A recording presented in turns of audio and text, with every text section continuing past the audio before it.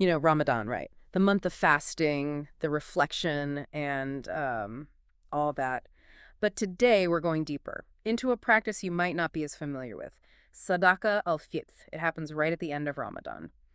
And it's more than just your average charitable giving. It really does. It adds a whole other dimension to how we understand Ramadan and what it's aiming to achieve. Okay, so first things first. Sadaqat al-Fitr? I feel like I should be picturing something very specific here. You're right to think that. It eyes something specific. It's obligatory for Muslims who can afford it, and it has to be given before the Eid al-Fitr prayer, which, for listeners who might not know, that's the huge celebration that marks the end of Ramadan. So even the name Fitr itself, that's a clue. It means breaking the fast. So it's the punctuation mark at the end of the month, but tied to giving. Exactly. And traditionally, we're talking staple foods: wheat, dates, barley, raisins, that kind of thing. About 2.5 kilos worth, measured in a unit called a saha. Can you imagine, people back in the day carefully portioning all that out? I am picturing that, yeah. But that specific amount, the 2.5 kilos, was that just some random number they landed on, or is there, a reason behind it? That's a great question. It's thought to be enough to sustain a person for at least a few days. The idea being they can fully participate in the Eid celebrations. So it's both practical and symbolic, you see. That makes a lot of sense. So I'm guessing nowadays people mostly just give the equivalent of that in money, right? Right. Modern life, you got to adapt. But the fascinating thing is that core idea stays the same, making sure everyone can celebrate, no matter what their finances are like.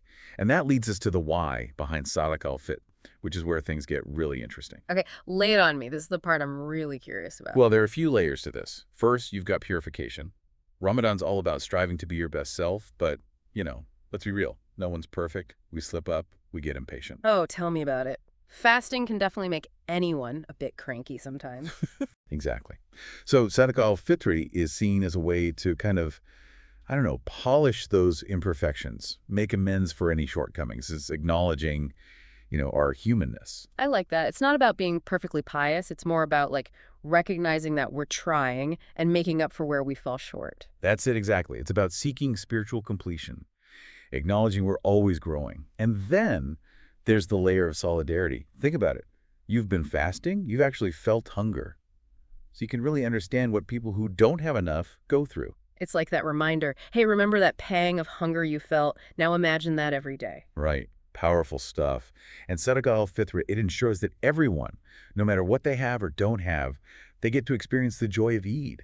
Nobody's left out. And just think about how that impacts the whole community. Wow, yeah, it's like it creates this unity, this shared celebration, like everyone's truly in it together. That's exactly it. No one feels like a burden. No one feels forgotten.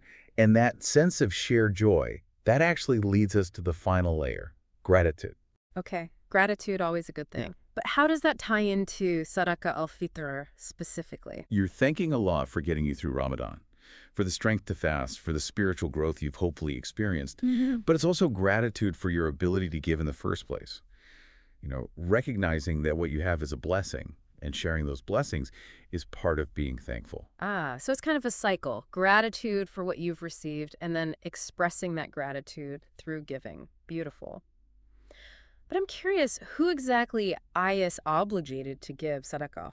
Is it just adults or? It's pretty much everyone who meets the means threshold. Yeah. So adults, children, even newborns, technically. The head of the household gives it on everyone's behalf. Even newborns. Wow, that's incredibly inclusive. Literally everyone participates in this act of giving. It really highlights how central this is to the whole community, Absolutely. It's not just a personal thing. It's a collective act. Everyone contributes and everyone benefits from it. It's about weaving that safety net together as a community. And speaking of weaving, let's go back to that specific amount for a second. That 2.5 kilo sa. Is there a deeper meaning to that unit of measurement? Why not just say, give what you can? It's more than just, a random amount they pick. It was about providing enough for someone to have basic sustenance, reflecting that idea that everyone deserves to participate in Eid with dignity. So again, it's both practical and symbolic. It's about meeting people's needs so they can truly experience the joy of the celebration. Exactly. And it highlights how important it is to find that balance, between celebrating and making sure that those in need are taken care of. That's a really powerful message. So we've covered who gives and how much. But we mentioned earlier that the timing of Sadaqat al-Fitr is also super important. Why is that? Well, this is where it gets really interesting. See, giving it before the Eid prayer, it's not just a formality. It's actually key to the whole concept. You see, in Islam, there are a lot of prescribed timings for things, and often they have deeper meanings tied to the ritual itself. So it's not just about doing the act of giving, but doing it at the right time. That makes me even more curious about the why behind this specific timing. It all comes down to ensuring that everyone can go into that Eid prayer and then the celebration itself with this sense of shared abundance. It's about starting the festivities off on that note of unity and gratitude. So it's almost like setting the tone for the entire celebration. Everyone is taken care of, everyone can fully participate, and therefore everyone can truly enjoy the day. Precisely. It creates a level playing field, you could say, where everyone can experience the joy of Eid no matter what their financial situation might be. And actually, this brings us to a bigger conversation about the social impact of Sadaqat al-Fitr as a whole. All right, let's dive into that. I'm fascinated to hear how this seemingly individual act actually ripples out to affect the entire community. It's easy to get caught up, in those personal aspects of Sadaqat al-Fitr, Hmm. the purification, the gratitude, all that. But when you zoom out a little, the social impact of it, that's huge. It's like a case study, almost, in how individual actions, when everyone does them, they build up into something much, much bigger. That's what I'm really interested to hear about. We touched on it a little before, but break it down for me. How does this practice actually affect the community as a whole? Like, what's the big picture here? Okay, so think back to that core idea we were talking about. Making sure that no one feels excluded during Eid. That's not just some nice sentiment.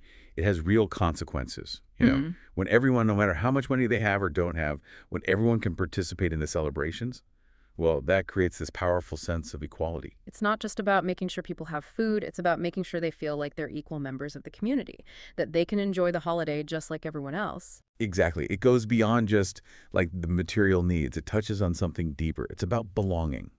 And when people feel like they belong, like they're cared for, well, that strengthens the bonds within the entire community, right? It's like that saying, a rising tide lifts all boats. When everyone's looked after, the whole community benefits. That's a great way to put it. Hmm.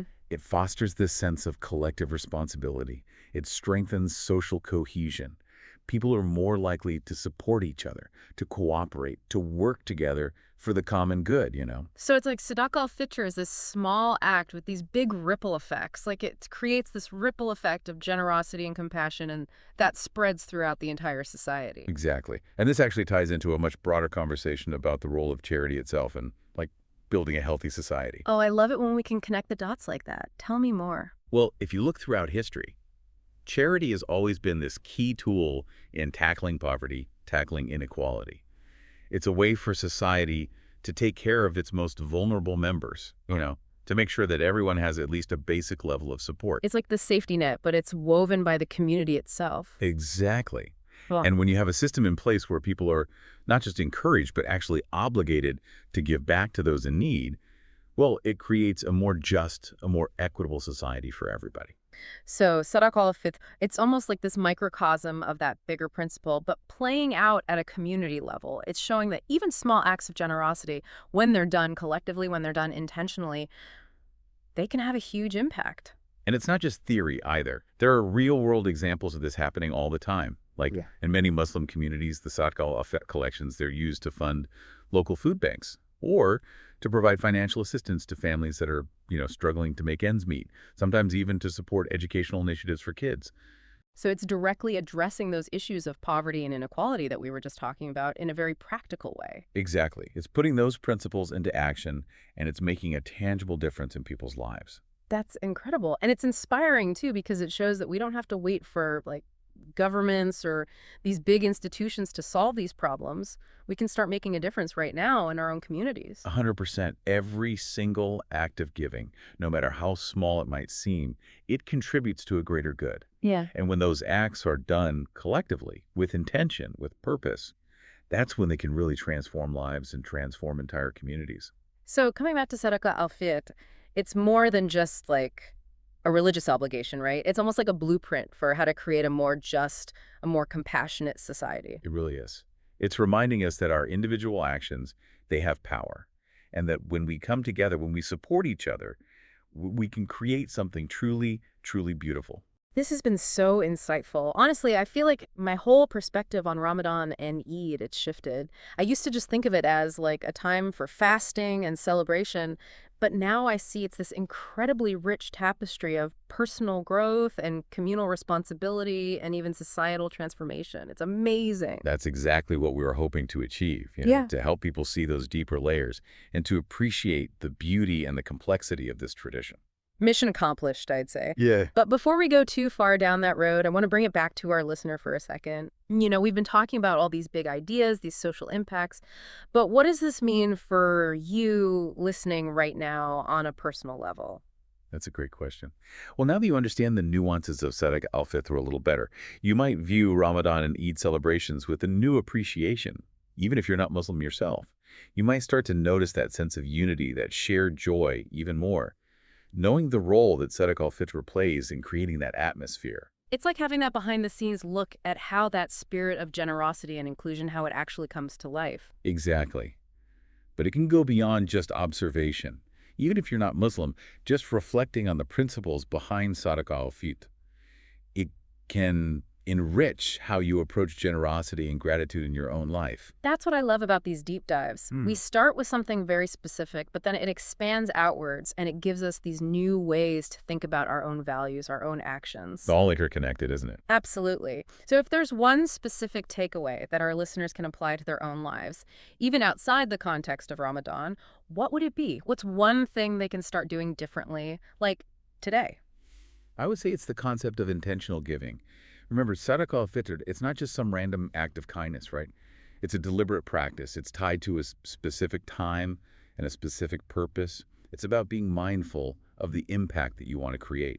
So instead of just, reacting to a situation or giving out of guilt, it's about being proactive. It's about thinking, okay, what are the actual needs in my community? How can I contribute in a way that aligns with my values? And that's actually going to make a real difference. Exactly. And maybe even consider the timing of your giving. Like, is there a particular moment when your generosity would have the most impact? Like maybe instead of giving randomly throughout the year, you choose to focus your giving around a holiday or a time when people might be in need of extra support. Precisely. It's those little nuances, They can really elevate your giving. It becomes more than a simple transaction. It becomes this meaningful act of compassion and connection. Intentional giving. I love that. Such a simple concept, but it has the power to transform not just our own lives, but the lives of those around us. It's about making every act of giving really count. Well said. Now, I know we're getting close to the end of our deep dive here, but before we wrap things up completely, I'm curious, is there anything else about Sadaqat al-Fitr that you find particularly fascinating or noteworthy? Anything that really stands out to you as an expert on this topic? What I always find really striking is how Sadaqat al-Fitr, it manages to blend that personal spiritual growth with the communal well-being. Like those two things, they're interwoven. That is interesting. And it's true, we have been talking about them a bit separately, but how do they actually, how do they connect in this practice? Well, on the one hand, you have this very personal thing, the purifying yourself, acknowledging where you've fallen short, expressing that gratitude to Allah. It's about your own individual journey. Yeah, that, process, the reflection, the trying to be better. Exactly. But then at the same time, there's this outward focus, making sure that everyone in the community, they can celebrate Eid with dignity, with joy. It's about making sure everyone feels like they belong. So it's almost like this bridge between the individual and the collective. You're working on yourself, but you're also contributing to the well-being of the whole community at the same time. That's it, precisely. And I think that's a really powerful concept for people to grasp. It reminds us that we're not just these isolated individuals running around. We're part of something much bigger. It makes me think about how, so often we talk about self-improvement and then social responsibility as if they're these totally separate things. But this tradition, it's showing us that they can go hand in hand. 100%. And that's a lesson, honestly, that I think we can all apply in our own lives, no matter what our background is, what we believe. It's funny, when we first started this deep dive, I was thinking of it as mainly something for, our Muslim listeners. But the more we've talked about it, the more I'm realizing how universal these principles actually are. I'm right there with you. Because at its core, what is Sadaqat al-Fitr? It's about generosity, compassion, and recognizing that we are all interconnected. And those values, they go way beyond any one religion or culture, right? It's like it's a blueprint for building a more compassionate world, a more equitable world. That's a great way to put it. And it's that reminder that even small actions, when we do them together, when we do them with intention, they can create this huge ripple effect of positive change. So as we're wrapping up this deep dive, what's one final thought you want to leave our listeners with? Something to kind of chew on, maybe even something that'll inspire them to take some kind of action in their own lives. I'd say. Really reflect on what mindful giving means to you, not just during Ramadan, but in your life. How can we take these principles, the intentionality, the compassion that focus on our community? How can we take all that and actually weave it into our own lives, our own charitable practices? That's a good challenge for all of us, to move beyond just, writing a check, to think about how our giving can really create a more just world, a more joyful world. Imagine a world where everyone can celebrate together, no matter what their circumstances are. I know it might sound idealistic, but I really believe it's something we can work towards. Beautiful vision. And it starts with those small, intentional acts, right? The generosity, one at a time. Exactly. One act, one person at a time. That's how we build a world where everyone feels valued, everyone feels included. Well, this has been an incredible journey. I feel like I've learned so much, not just about Sadaqat al-Fitr, but about generosity in general, Yeah. and gratitude, and the power of community. It's been amazing. The pleasure was all mine, really. It's been great sharing these insights with you. And of course, a huge thank you to all our listeners for joining us on this deep dive. We hope you found it as enriching and thought-provoking as we have. Until next time, keep exploring, keep learning, and keep those minds engaged. We'll catch you on our next deep dive.